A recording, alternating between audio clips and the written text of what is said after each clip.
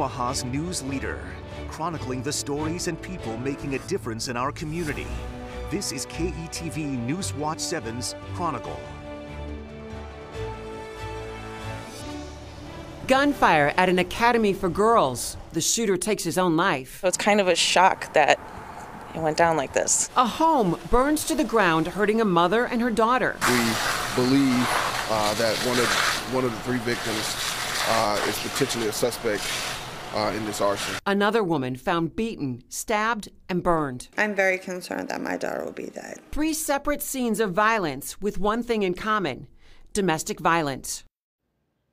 And that's what we're talking about this morning, and how to break the cycle before it's too late. Thanks for joining us. I'm Julie Cornell.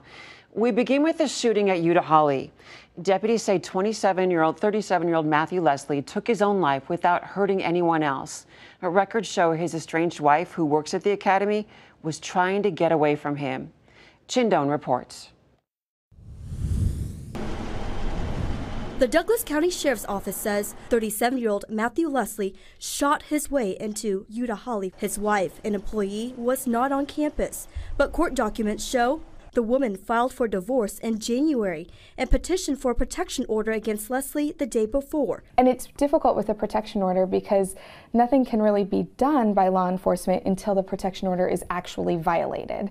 And an empty threat isn't an actual violation in most cases. In the protection order, Leslie's wife stated she had been working with a crisis counselor at the Women's Center for Advancement and stated her husband, with bipolar disorder, said he would be dead without her and that he would kill himself in front of her so she'd have to live with it. It is a tactic that abusers use to keep that power and control over their victim. Leslie's wife asked police to check on him. Police say he refused to open the door and then destroyed the inside of the house.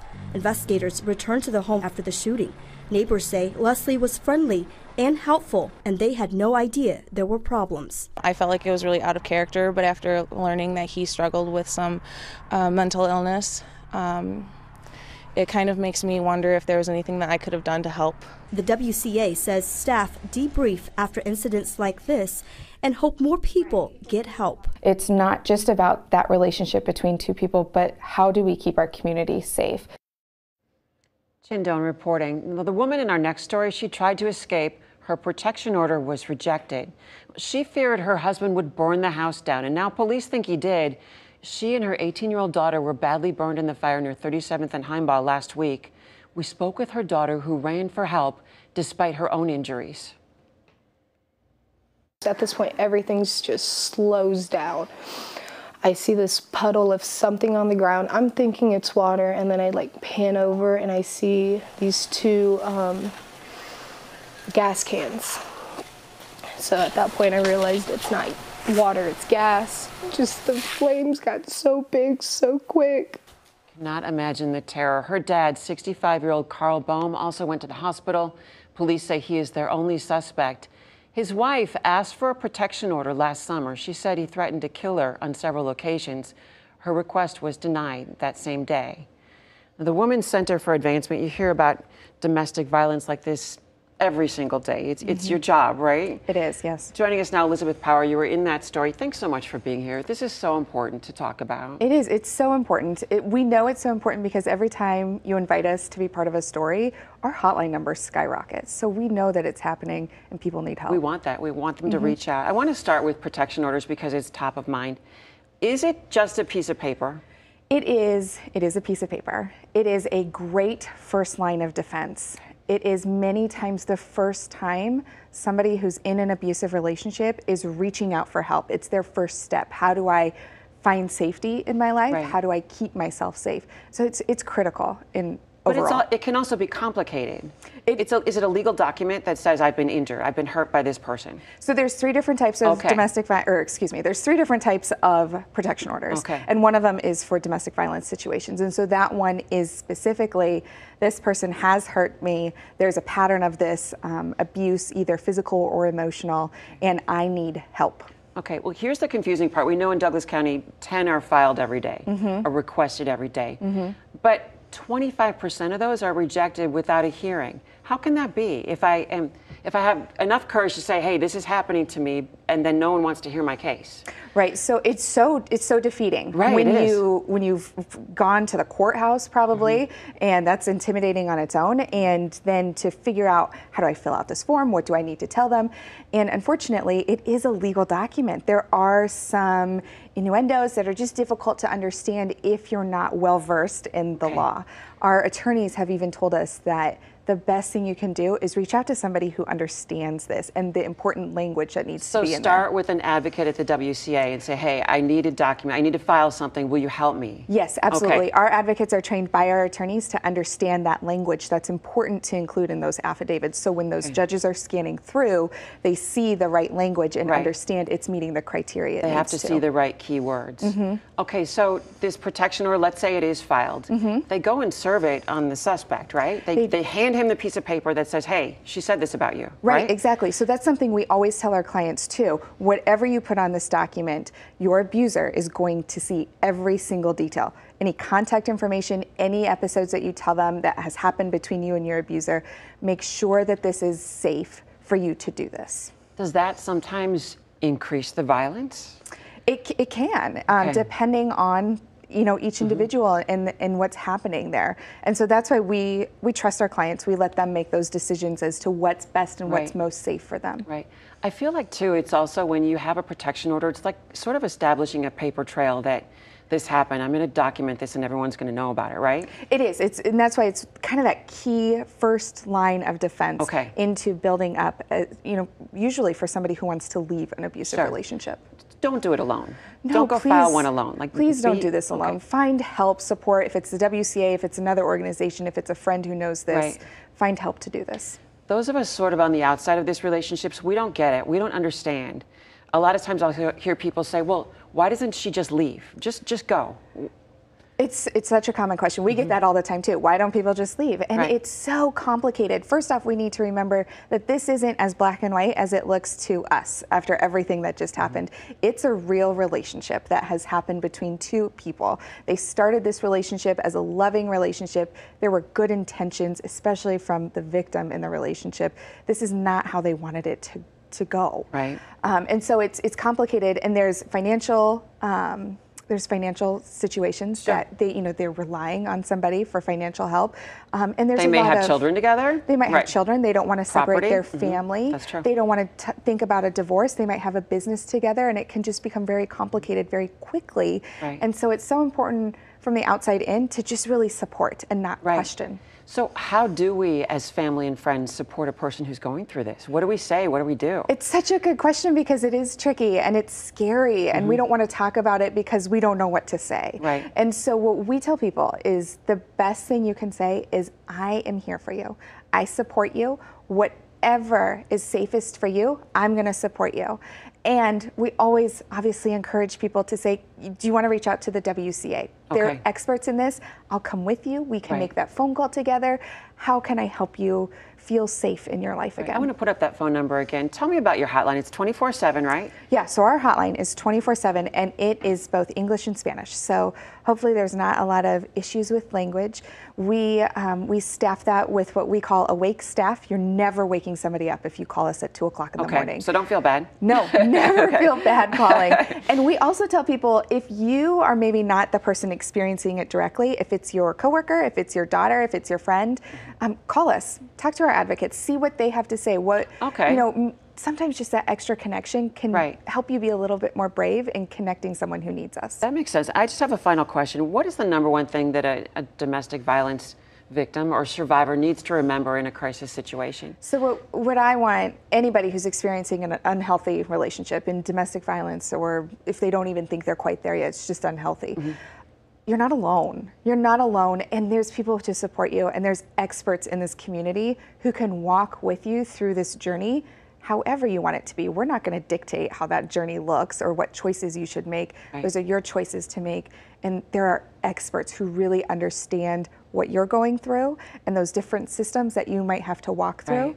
Why not? Why would you do it alone? Don't do it alone. Do it. There are people who care about you, and a lot of times those people are thinking nobody cares about me. Right. There's a lot Well, of they've people. been isolated too. They have. That's part of it. They have. There's a lot of people who care about you, who are ready and willing to help you. Elizabeth Power, you do a great job, and Thank you've been you. such a great spokesperson. You're so knowledgeable. Thank you so much for being here. Thank you so Appreciate much it. for doing this. Okay. Well, next, a mother fears for her daughter's life after a horrific case of abuse in Midtown. Also, we're going to hear from a woman who fights for victims because she is a survivor herself. You're watching KETV News Watch 7's Chronicle. Welcome back. We're talking about domestic violence this morning. And as we've seen so many times, victims stay with their abusers. In a recent case, a mother worries for her daughter's life after police say the woman was beaten, stabbed, and burned. Camilla Ortiz reports. Police cars in front of this Midtown apartment, her daughter's apartment. A scene this mother has seen so many times, she's lost count. I'm very concerned that my daughter will be dead. Reports saying a 24-year-old woman was imprisoned and assaulted multiple times by her boyfriend in her own apartment. Witnesses reportedly saw the injured woman running down the street. He threw scalding water on her and beat her and stabbed her and basically left her for dead. This is a sensitive case, so we are not revealing anybody's names. But the victim's mother tells me this cycle of abuse has gone on for more than 5 years. I went over to their apartment one day and he had her tied up with a telephone cord in the bathtub.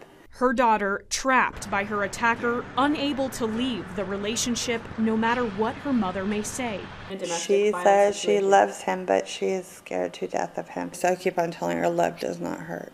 Multiple police reports named the woman's boyfriend as the suspect in domestic assaults dating back to 2014 and 2017. But no matter how many times 911 is called, the cycle continues.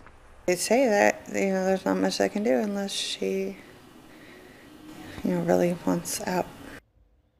Camilla Ortiz reporting. Now, the suspect in that case is in jail without bond. Prosecutors charged 45-year-old Christopher Rogers with 7 felonies. He could face decades in prison if he's found guilty.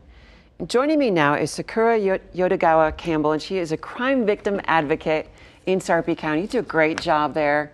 You've been speaking on this issue for many, many years. Yes. Thank you so much for being here. Absolutely. Thanks for having me. And a lot of your work draws on your own experience as a survivor. Can you share a little bit of your story? Yeah. I'd say the most violent relationship, because if you want to talk about pattern or cycles of abuse, there were several. But the most abusive one was back in 2000 to 2002. And it started off great. We had wonderful dates, good time, and within a couple of days he was moving in. And then it just started changing. I was being controlled on who I could talk to, where I could go, what I could do, even how I could dress. And it just kept getting worse. I couldn't even look people in the eyes, especially at restaurants, or I would be accused of cheating on him. And then it just kept going. It got more and more violent. Did you realize what was going on? Was this about control at that point? It was, and the kind of dual part going through my head was I thought I could handle it. Okay. Because actually prior to this, I had been a volunteer for a crisis hotline dealing specifically with domestic violence and sexual assault. Wow. So I thought I knew what was going on. I knew the cycle, and I thought I could still somehow change that person or help them. And so I just thought I can handle this. But it went from the control to slashing my clothing to physical attacks, breaking my property, things like that. And we lived together by that time. Sure. And I thought to leave, I have to leave my job, leave my belongings, and then I'd be in even more debt. So it was really hard. And ultimately what got me to leave was after about 2 years into the relationship, his job was transferring him out of state, and the violence was so bad, I thought, I'm gonna go out in a body bag, and that's how my family's gonna next see me. And I woke up the morning he was gonna move, and I couldn't breathe because his hands were around my neck. Oh my goodness. And that's when I'm like, this is it. This is my time to go. Wow. So you rescued yourself? Yes. Wow. And my mom was a big help during that time too. You had those people in your life who cared. Yes. And they stayed on you. Yes. As an advocate now, I mean, you have a unique perspective to help people during this really trying time. What do you bring to them? I think I let them know that whatever they're feeling or their reaction to the experiences, it's normal. It may not be like normal by, the average person's standard, but it's whatever their normal, right? It's your normal. You've experienced a trauma, and I try to help walk them through what it means to experience trauma, how that changes someone. We grow from it, we can heal from it, and a lot of times and move forward. But in that immediacy, it's just helping them understand that whatever you're feeling is totally normal. And for a lot, they still have that emotional connection to the person. Right. And so helping to normalize, it's okay to still care about that person. We're not going to expect you to just shut it off. Right. That's got to be really conflicting. Like, this person is hurting me, but I love them. Right? Absolutely. And even in relationships where there wasn't abuse, when people break up, you still, in a lot of cases, have feelings for that person. So I would not expect this to be any different. Right. How long does it take a person to find a new normal? Oh, gosh. Some people can maybe have the support system to find it right away. Others, it can take years. And even for some, they may not find it in this lifetime. But I think a large part of that relies on their own support system and how they can build that. And I truly feel that we don't have to do it alone, but if we have that support, whether it's friends, family, therapy, whatever that looks like for somebody, to have that support, you have that encouragement. To me, that's what really helps, I think, speed that healing process along. So in Sarpy County, as a victim advocate, do you go through the court proceedings with them? Do you explain what's going on? Do you talk about their options? Yes. The unfortunate part with working in the victim witness unit is we don't usually get that immediate contact, like right after it's happened. So, when the case starts, you kind of get them down the road. Oh, right. Okay. So, but that's where advocates like the WCA or Heartland Family Service, they get that initial contact. So hopefully by the time we're involved, they might already have a safe place to live. Right. And so we will walk them through what court's going to look like, what the names are, what the definitions of some of the words are. Cause it's like a different language. Right. Right. And just hopefully helping them understand that this is only one part of their life. And while it's very important and we hope they could be there for the whole process, it's not the only thing in their life. And we recognize that. It's just being there to support them through that. And I want to just touch on this with one final question. You talked a little bit about trauma. Trauma can obviously go both ways. It can help you grow, or you can go the other direction. How do you work that so that you make the most of that and rise through it? I had to do a lot of internal looking. Even though I've been working as an advocate for a couple of decades now, it was easy to focus on other people and their needs and not my own. And I finally had to look inside and what is it that I really like to do? What is it that I need? And I actually started addressing, I experienced trauma and what that means and how that's impacted my life. And I think by this point, by being open about it and not ashamed because this happened to me, I didn't do this, that has helped me immensely. I don't have to bear that shame and that burden. And I still, have days that are bad, but I have mostly good days because I've acknowledged that and I know what it is and where it comes from. And I hope to educate other women even with childbirth or doctor's appointments, because I doula as well when I can. And so helping them understand how trauma impacts childbirth and labor, as well as chronic illnesses. Every aspect of your life. Absolutely. Wow. So interesting. And thank you so much for being here. You're always a great expert on this issue, and I can tell you're a good friend to many. Thank you, Sakura. Thank you. Well, next, the effort to break this cycle at a young age. You're going to meet the Men Against Domestic Violence and how they're being good role models. We'll be back after this. Domestic violence is a tough subject, but it's important to talk about. There are millions of cases every year in the U.S. Both men and women are victims of abuse. An ongoing government survey shows this. At some point in their lifetime, 1 in 4 women will experience physical or sexual violence from a partner.